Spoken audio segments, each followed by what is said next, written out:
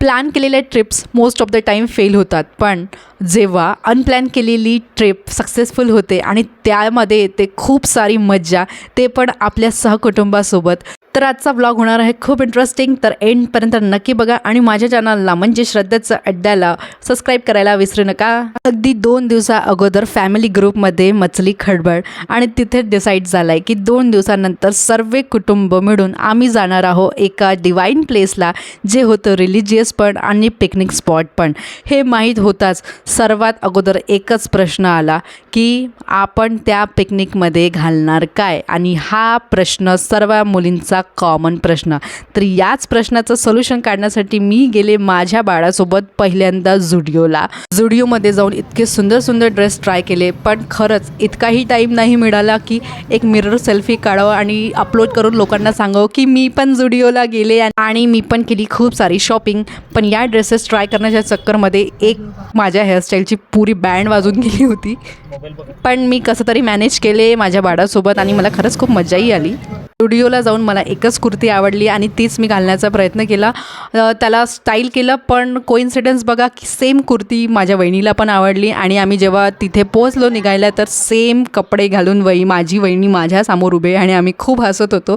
Online scam तर होतातच same कपड्यांचा, पण पहिल्यांदा माझ्यासोबत झुडिओ स्कॅम पण झाला. पण माझी वहिनी पण खूप सुंदर दिसत होती आणि मी पण ॲज युजल तुम्ही बघतच आहात. कॅज्युअलमध्ये प्लॅन केलेली ट्रिप मला माहीत नव्हतं की सक्सेसफुलच होणार, पण विश्वास त्या दिवशी बसला ज्या दिवशी ग्रुप्समध्ये बसची फोटो बघितली की नाही आम्हाला याच बसनी जायचं आहे, आणि फटाफट सर्व बुकिंग वगैरे डन झाली. आणि मग तर हेच होतं की कधी निघायचं.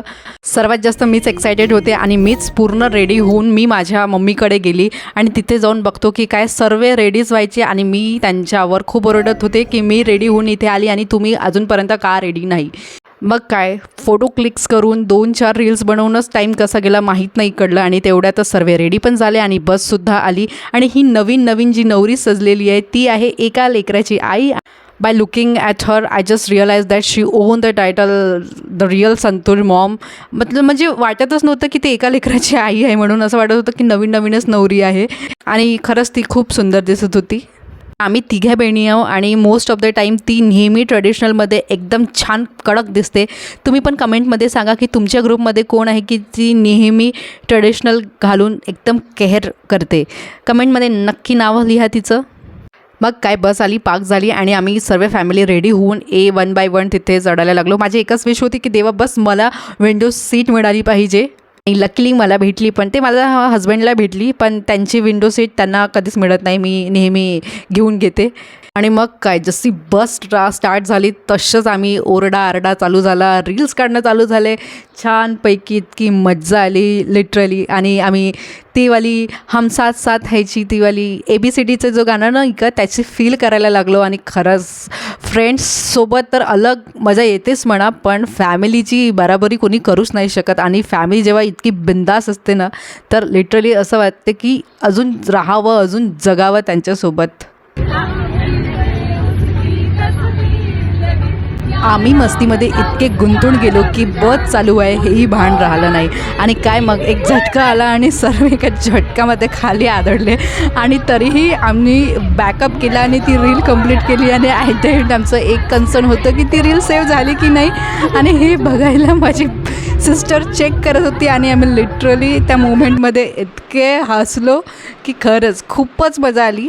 फायनली इतकी मस्ती करतात छान प्रवास करताना आम्ही तिथे पोहोचलो. आम्ही होतो गिरडला, जो एक फेमस दर्गासुद्धा आहे, आणि थोड्याच वेळात आम्ही दर्शनालासुद्धा जाणार होतो. आणि इकडे आराम करण्यासाठी तिथे आम्ही दऱ्या वगैरे टाकल्या आणि स्वयंपाकसुद्धा चालू होता आणि खूप मस्त वाटत होतं वातावरण पण. गिरड हे अतिशय उंचीवर बसलेलं एक बाबाचं दर्गा आहे आणि तिथे खरंच धार्मिक स्थळ असून पण तिथे खूप छान वातावरण असते. आणि प्राण्यांची ही आई आणि लेकराची माया पाहून मला तर खरंच खूप छान वाटत होतं.